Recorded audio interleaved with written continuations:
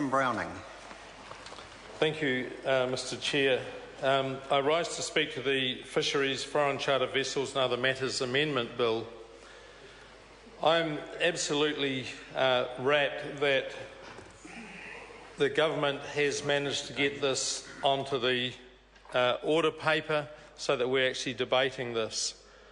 And as I'm doing this, I'm also ever hopeful that the Maori Party will come across and see this through in this Parliament, the 50th Parliament.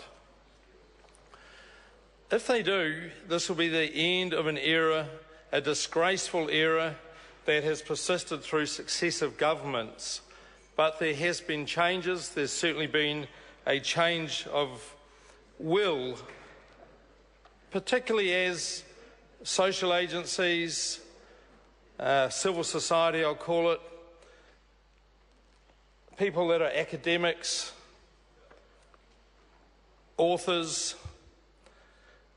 private, investigative journalists, and a range of people have come out and exposed the abusive behaviour that was going on for the sake of small profit by various fishing companies in New Zealand.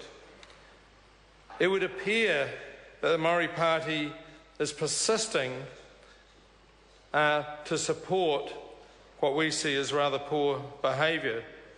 And I know that a range of organisations, and I'll list them: Anglican Life, Human Rights Lawyers Association, Slave Sea Seas, the Salvation Army, Canterbury Indonesia Society, Maritime Union of New Zealand, Anglican Refugee and Migrant Network, Service and Food Workers Union, Canterbury Community Law, Peter Dawson, a maritime lawyer.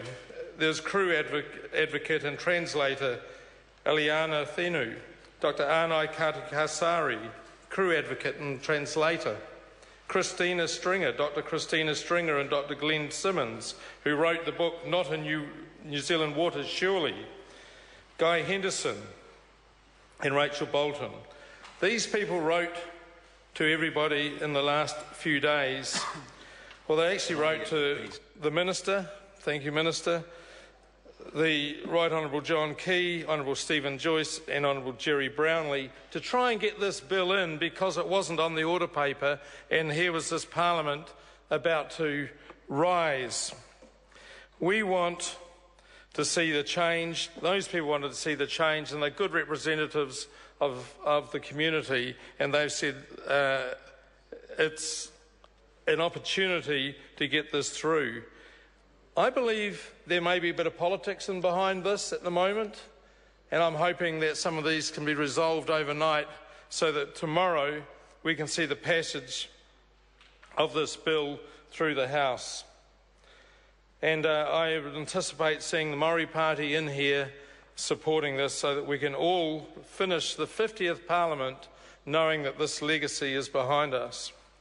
We recognise the bill had exemplary aims in protecting the human rights of crew on these foreign chartered vessels operating within New Zealand's jurisdiction.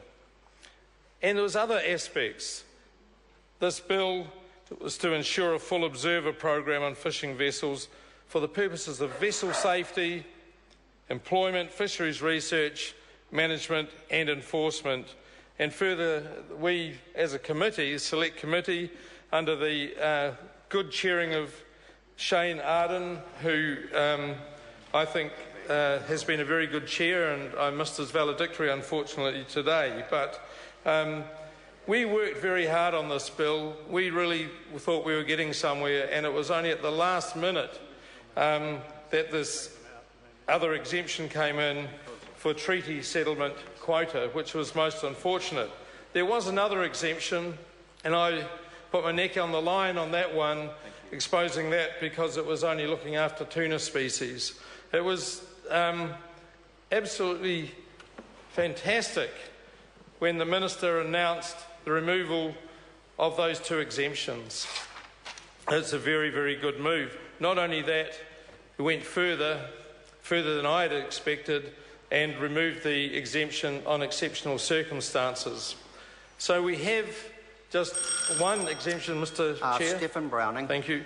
We have just the one exemption that's left in the bill, and that is appropriate only to the degree that the labour clauses and the observer angles and that are still managed on those ships when in the rare event that they might be used for scientific purposes. So we're very, very pleased to see the end of those exemptions. In recent times, I've had continued communication with me about the abuses that went on in those ships. And so the sort of things that we don't even like talking about: the rape of crew, the beating of crew, the putting of crew into chillers for punishment, going without food, doing all sorts of oppressive behaviour that we would not accept on land here in New Zealand. We obviously don't accept it out there either. We want that change. So, Mr. Chair, we are looking forward to a change in heart if the Maori Party has indeed blocked leave. I'm giving them a little bit of credit for maybe half an hour to come through and show us that change. It'll be fantastic. I don't really want to follow down my colleague Damien O'Connor's path of accusing him of too much just yet, because I think there may be some politics at play. So I would welcome him in the House at any moment to make some change. And there's people out in the community right at this moment that are waiting and hoping.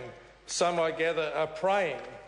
I'm not of that persuasion, but I'm certainly right there with them to see that change come through the goodwill and the humanity in all of us, including that other party. I'll have another call shortly. Thank you. I'm going to call Darian Fenton. Mr. Chair, I'm going to take a short call on this. I just want to put on record